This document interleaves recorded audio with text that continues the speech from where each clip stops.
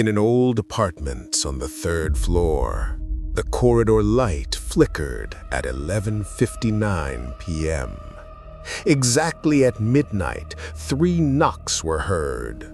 Sharp, hesitant, then silence. Daniel, the reclusive neighbor, held his breath behind the door. He never opened it. The knocking returned, its rhythm echoing like the heartbeat of the building. The wall clock froze at 12, but the ticking grew louder in Daniel's ears. At 12:03, silence swallowed everything. Daniel switched off the lights. That was the first night. The second night, the camera was ready. At 12 o'clock, the knocking came. Daniel stayed still.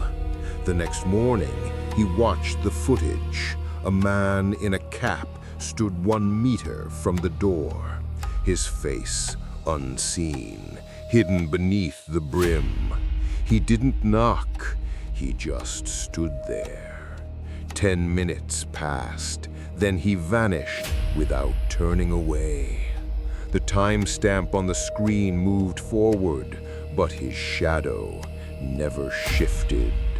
An elderly neighbor, Mrs. Rika, admitted she too had heard the knocking every night. "That's not knocking," she whispered. "That's calling." Daniel rewatched the video. Thin mist crept beneath the door like a breath sliding across the floor. That night, he placed a steaming cup of coffee outside the door as a gesture of peace. From 3 nights of footage, Daniel found a pattern.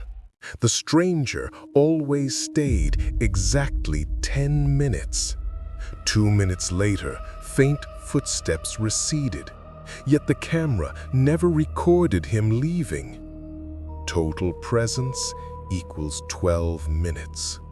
Daniel taped a note to the door. "Who are you?"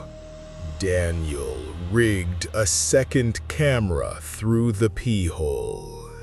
At midnight, the man returned.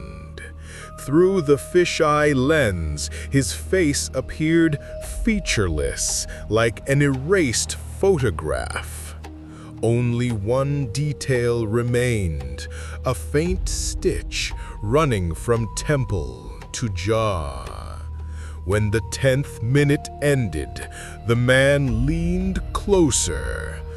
Darkness consumed the frame.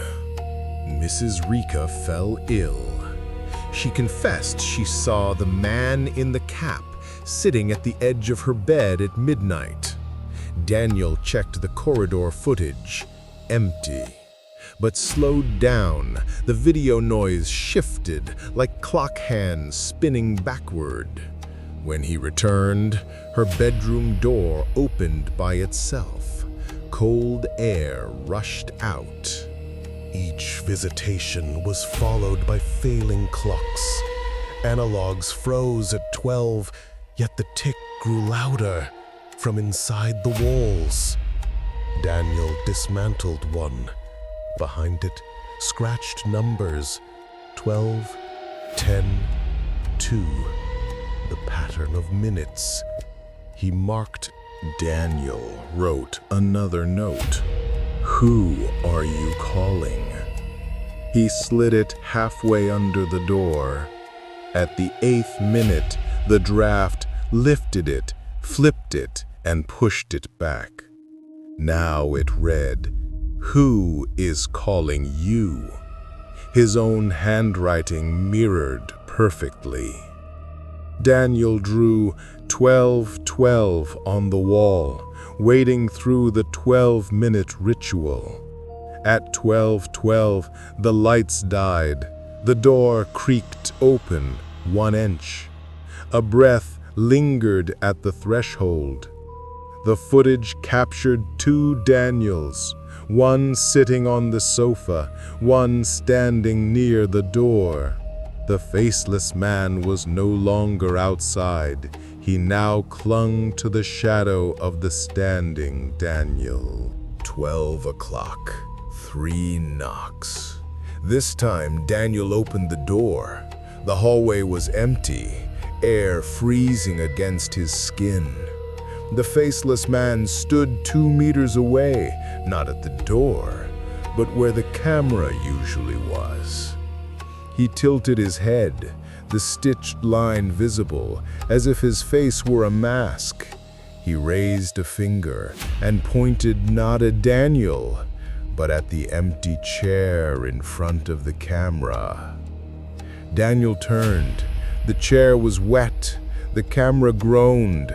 When he looked back, the man stood at the threshold. 10 minutes passed. By the 12th, Daniel understood the visitor never came to the door. He came to the recording, to the audience.